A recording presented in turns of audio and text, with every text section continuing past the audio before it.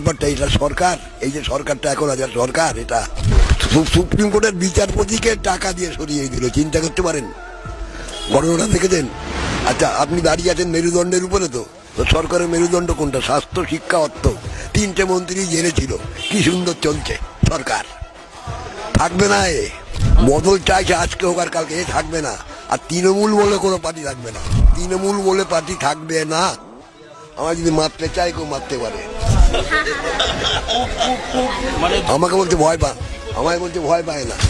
আমি ধর্মতলায় নামি থানার সামনে বলছি আমার বন্ধুকে দেখে, জয় শ্রীরাম, বলছে চুপ চুপ। আমি কেন, আমি কি পাকিস্তানে আছি?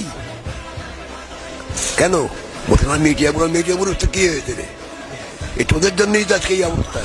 আমি বার্ধক্য ভাতা পাই 1000 টাকা, ওটা আমার প্রাপ্য, ওটা সরকার দেয় না, ইনি দেন না, ওটা মোদি। চালটা কে দেয়? চালটা কে দেয়? তারা চালটা কে দেয়? চালটা কে দেয়? মোদি। তাহলে সব নিজের নামে চালাচ্ছে।